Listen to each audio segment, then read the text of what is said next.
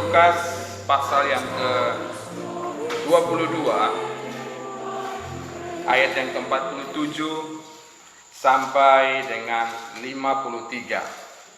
Bapak Ibu, saudara-saudari, jemaat Tuhan atau siapapun yang menyaksikan siaran ini, mari kita buka Alkitab kita masing-masing. Bila sudah menemukan, saya akan membacakannya dan boleh menyimaknya di dalam Alkitab masing-masing.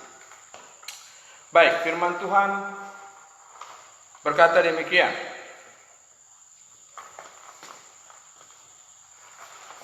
Lembaga Alkitab Indonesia memberikan judul perikop ini adalah Yesus ditangkap.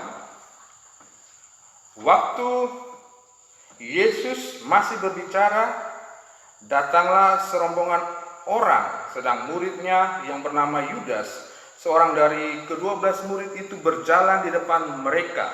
Yudas mendekati Yesus untuk menciumnya. Maka kata Yesus kepadanya, "Hai Yudas, engkau menyerahkan anak manusia dengan ciuman."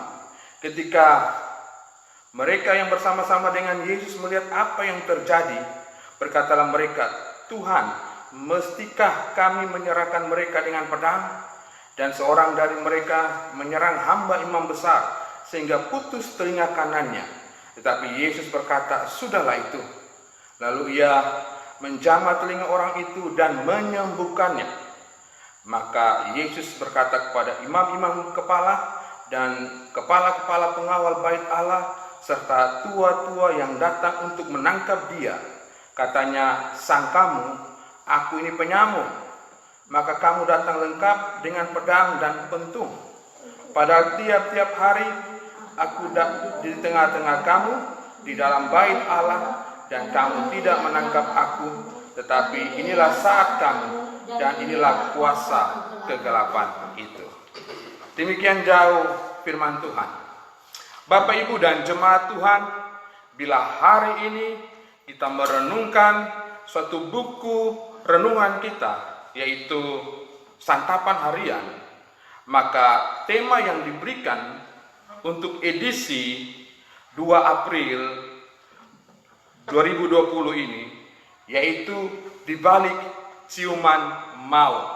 Sekali lagi, tema yang diberikan oleh santapan harian yang akan kita renungkan pada hari ini adalah di balik ciuman maut. Ada apa dengan ciuman maut? Padahal kalau kita tahu, ciuman itu adalah ungkapan perasaan seseorang di dalam dia menyatakan cinta kasih. Ungkapan perasaan seseorang di dalam dia menyatakan hormat. Ungkapan perasaan seseorang di dalam dia menyatakan persahabatan. Ungkapan perasaan seseorang di dalam dia menyatakan suatu salam. Tapi mengapa kalau kita melihat menurut tema santapan harian, yaitu di mana di balik ciuman maut, ada apa dengan ciuman maut? Apakah ciuman maut ini adalah ciuman dari seorang yang mengalami suatu penyakit menular yang mematikan bagi orang lain? Apakah seperti itu? Kalau hari-hari ini kita melihat salah satu kebijakan pemerintah untuk kita memerangi virus corona ini, yaitu salah satu adalah social distancing atau menjaga jarak.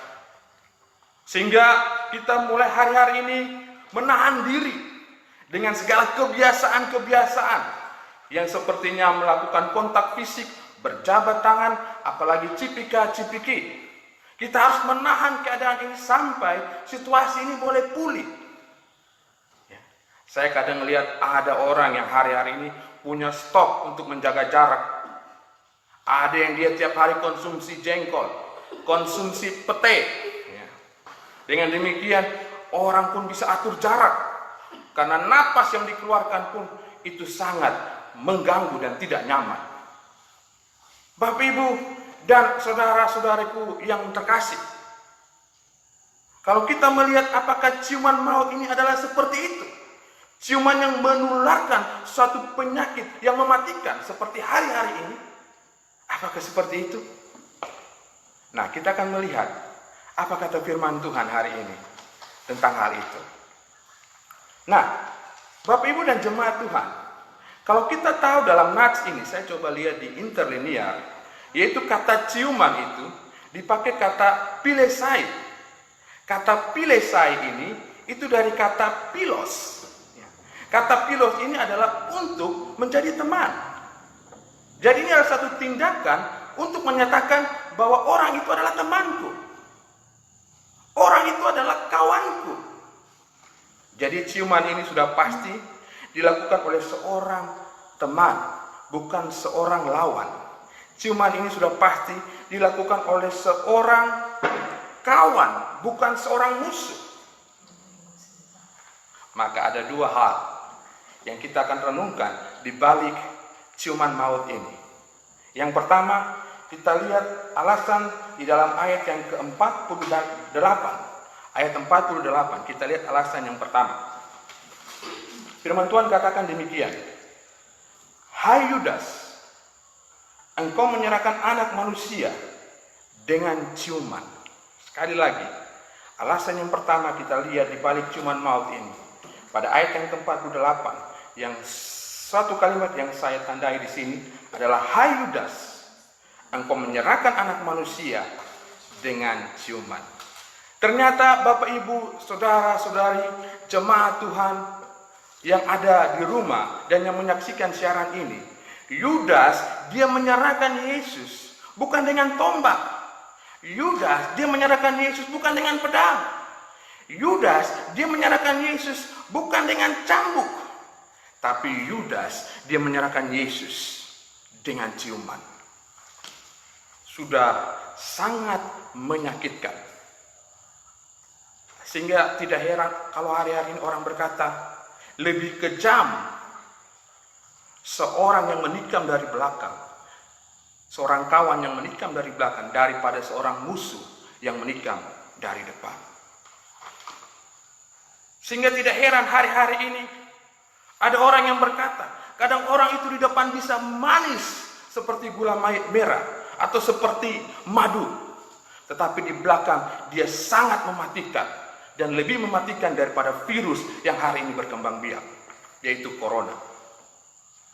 Nah, ini yang dilakukan oleh Yudas. Apa yang Yudas lakukan di depan orang, sepertinya kelihatan sebagai suatu tindakan teman. Apa yang dilakukan oleh Yudas, supaya dilihat oleh orang, sepertinya itu baik. Sepertinya sebagai suatu bentuk salam, sebagai suatu bentuk penghormatan. Tapi ternyata murid-murid yang lain tidak tahu. Tapi Yesus dia tahu. Yudas bisa rapi membungkus semuanya itu. Ya. Murid-murid yang lain tidak tahu. Tapi Yesus tahu.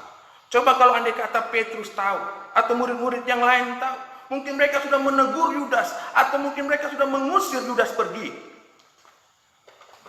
Tapi kita lihat. Ternyata di balik semuanya itu, di balik rekayasa-rekayasanya itu, ternyata Tuhan itu tahu apa yang dilakukan oleh Yudas. Yesus tahu siapa itu teman. Dan meskipun murid-murid yang lain tidak tahu siapa teman, siapa lawan, Yesus tahu. Dan kita lihat di sini, ternyata demi 30 keping perak, Yudas rela melakukan hal itu. Demi mendapat penerimaan dari para pejabat-pejabat bait Allah, Yudas rela melakukan hal itu. Daripada dia yang sudah lama mengenal Yesus. Bapak Ibu yang dikasihi oleh Tuhan, ini sesuatu yang sangat menyedihkan. Dan kita tahu bahwa di balik semuanya itu, Yudas menjadi alat iblis. Bahkan dia berjalan di barisan yang paling depan. Dan dia melakukan hal ini kepada orang yang dia sudah kenal bukan satu hari. Dia sudah kenal berkali-kali. Bahkan orang yang sudah bersama-sama dengan dia dalam satu hidangan di meja makan. Orang yang dimana dia sudah pernah melihat, dimana melakukan mujizat-mujizat yang luar biasa. Orang yang dimana dia sudah pernah mendengar firman Tuhan dan kesaksian yang luar biasa. Tapi itulah yang namanya iblis. Kalau sudah dipakai oleh iblis, maka tidak ada yang baik. Tidak ada yang baik dalam pandangannya. Bahkan pada saat itu kita tahu, ketika Yesus dia berbuat baik dengan melakukan mujizat, ketika Petrus menguruskan pedangnya pada salah seorang imam, yaitu Malkus, telinganya putus. Ya. Itu satu perbuatan yang dimana Yesus sudah menyembuhkan, itu perbuatan yang baik. Tapi itu tetap saja mereka pandang sebagai sesuatu yang tidak benar, sesuatu yang tetap salah bagi pikiran mereka, bagi pandangan mereka sendiri. Jadi semua yang baik ternyata tidak lagi dipandang sebagai baik. Karena iblis sudah berkuasa di dalam pikiran dan hatinya. Ini yang pertama. Alasan dibalik ciuman maut ini adalah Yudas menyerahkan Yesus. Yang kedua, alasan yang kedua pada ayat yang ke-52. Di sini saya pakai adalah, maka Yesus berkata kepada imam-imam kepala dan kepala-kepala pengawal bait Allah serta tua-tua yang menangkap dia. Jadi yang kedua ini adalah apa? Adalah di balik ciuman maut ini ternyata mereka menangkap Yesus.